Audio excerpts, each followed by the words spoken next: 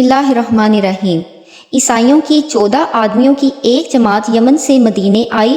یہ تمام لوگ یمن کے معزز اور شرفا جانے جاتے تھے، اور یہ سب نہایت قیمتی اور نفیس لباس پہن کر عصر کے بعد مسجد نبوی میں داخل ہوئے، اور انہوں نے اپنے قبلے کی طرف منہ کر کے اپنی عبادت کی۔ اس جماعت کی قیادت 3 شخص کر رہے تھے۔ ان کے نام ابو حارثہ بن علقمہ، اہیب، عبد المسیح، عاقب۔ یہ لوگ آقا کریم صلی اللہ علیہ وآلہ وسلم کی خدمت میں حاضر ہوئے، اور آپ صلی اللہ علیہ وآلہ وسلم نے انہیں نہایت عزت کے ساتھ بٹھایا اور بہت ہی کریمانہ لہجے میں ان سے گفتگو شروع فرمائی۔ آپ نے انہیں اسلام کی دعوت پیش کی اور فرمایا کہ آپ لوگ اللہ تعالیٰ کے فرما بردار بن جائیں۔ اس کے جواب میں ابو حارثہ نے کہا کہ ہم لوگ پہلے سے ہی اللہ کے فرما بردار ہیں۔ رسول اللہ صلی اللہ علیہ وآلہ وسلم نے فرمایا کہ تمہارا یہ کہنا ٹھیک نہیں، کیونکہ تم لوگ تو صلیب کی پرستش کرتے ہو اور اللہ کے بیٹے بتاتے ہو اور ساتھ میں خنزیر کھاتے ہو۔ ابو حارثہ بولا، اے محمد، تم لوگ ہمارے پیغمبر کو گالیاں کیوں دیتے ہو؟ آپ صلی اللہ علیہ وآلہ وسلم نے فرمایا کہ ہم انہیں گالیاں نہیں دیتے، تم نے ایسا کیا سنا ہے؟ ابو حارثہ بولا کہ تم لوگ ہمارے پیغمبر عیسیٰ کو بندہ کہتے ہو، حالانکہ وہ تو خدا کے بیٹے ہیں۔ اس کے جواب میں آپ صلی اللہ علیہ وآلہ وسلم نے فرمایا، ہاں، ہم لوگ یہ کہتے ہیں کہ وہ خدا کے بندے اور اس کے رسول ہیں، اور وہ کماری مریم کے شکم سے بغیر باپ کے پیدا ہوئے۔ ناظرین کرام، اب ابو حارثہ نے آقا صلی اللہ علیہ وآلہ وسلم کے اسی پوائنٹ کو پکڑا اور اپنی دلیل پیش کی۔ بولا، کیا کوئی انسان بھی بغیر باپ کے پیدا ہو سکتا ہے؟ جب تم لوگ یہ مانتے ہو کہ عیسیٰ کا کوئی باپ نہیں، تو پھر تمہیں یہ بھی ماننا پڑے گا کہ اللہ اس کا باپ ہے۔ آپ صلی اللہ علیہ وآلہ وسلم نے اس کے جواب میں فرمایا، اگر کسی کا کوئی باپ نہیں تو یہ لازم نہیں کہ اس کا باپ خدا ہو۔ اگر اللہ چاہے تو وہ بغیر باپ کے انسان پیدا فرما سکتا ہے۔ آپ صلی اللہ علیہ وآلہ وسلم نے اس کے بعد اپنی دلیل پیش کی کہ دیکھو، حضرت آدم علیہ السلام کو بھی تو اللہ نے بغیر باپ کے پیدا فرمایا، تو کیا حضرت آدم بھی اللہ کے بیٹے ہیں؟ بغیر باپ کے انسان پیدا کرنا اللہ کے لیے کوئی تعجب کی بات نہیں۔ ناظرین کرام، اب ان کے پاس کوئی جواز نہیں تھا پیش کرنے کے لیے۔ آپ صلی اللہ علیہ وآلہ وسلم نہایت شائستگی سے گفتگو فرما رہے تھے، لیکن وہ لوگ جب کوئی دلیل پیش نہیں کر سکے تو غصے میں آ گئے اور بحث و تکرار کی، یہاں تک کہ آقا کریم صلی اللہ علیہ وآلہ وسلم سے جھگڑنے لگ پڑے۔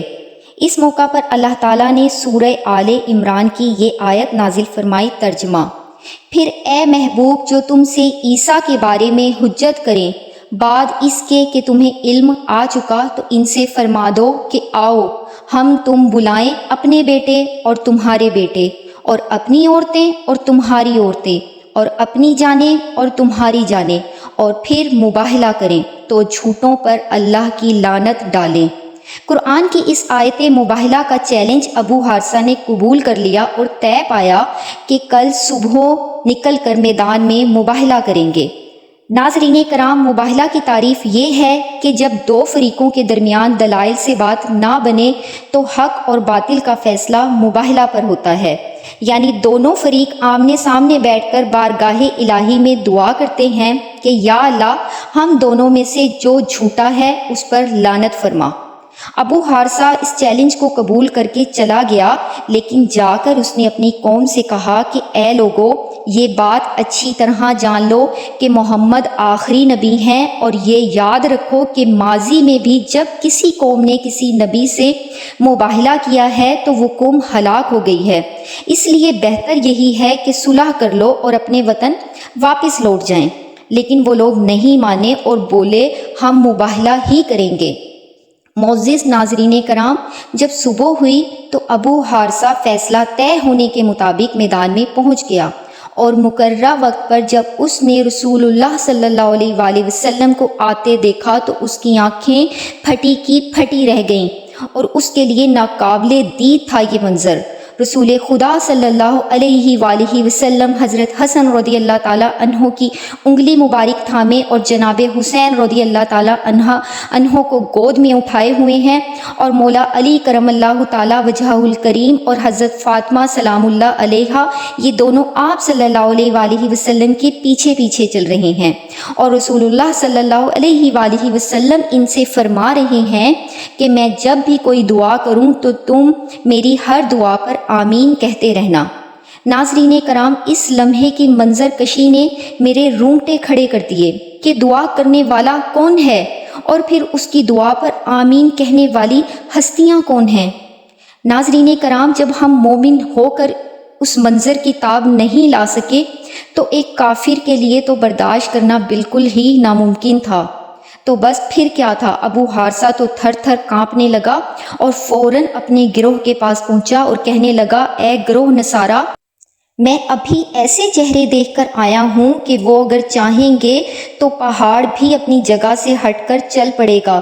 इनसे मुबाहला ना करो। मुझे यकीन है कि अगर हम इनसे मुबाहला करेंगे तो हलाक और बर्बाद हो जाएंगे और रूए ज़मीन पर एक नसरानी भी बाकी नहीं रहेगा।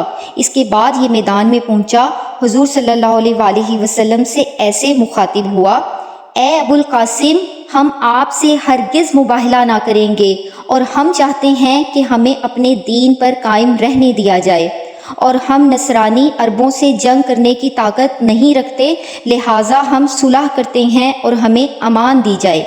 मदीने के ताजदार, दो जहां के सरदार, मेरे माँ बाप आप पर कुर्बान, हमारे प्यारे आका सल्लल्लाहु अलैहि वसल्लम ने उनके लिए अमान का परवाना लिख दिया। इसके बाद आप सल्लल्लाहु अलैहि वसल्लम ने फरमाया कि नजरान वालों पर हलाकत और बर्बादी पहुंचने ही वाली थी, लेकिन ये लोग बच गए। अगर ये लोग आज मुझसे मुबाहला करते तो मस्ख होकर बंदर और खंजीर बन जाते और इनकी वादी में ऐसी आग भड़क उठती कि नजरान की कुल आबादी, यहाँ तक के चरिंदे परिंदे भी जल भुनकर राख का ढेर बन जाते और रूए ज़मीन के तमाम ईसाई फना हो जाते। खुदा का कहर है उनकी निगाह की गर्दिश, खुदा का कहर है उनकी निगाह की गर्दिश, गिरा जो उनकी नज़र से संभल नहीं सकता। शायर मशरिक लिखते हैं, टल ना सकते थे अगर जंग में अड़ जाते थे, टल ना सकते थे अगर जंग में अड़ जाते थे, पाँव शेरों के भी मैदान से उखड़ जाते थे। नाज़रीन कराम, अल्लाह से हमारी दुआ है कि अल्लाह हमें प्यारे आका सल्लल्लाहु अलैहि वसल्लम की मोहब्बत और ग़ुलामी में ज़िंदगी और मौत अता फ़रमाए और बरोज़े महशर आका की शिफात नसीब फ़रमाए। कमेंट में आमीन ज़रूर लिखिएगा। वीडियो अच्छी लगी हो तो लाइक कर दीजिए और चैनल को सब्सक्राइब कर लीजिए। जज़ाकल्लाह।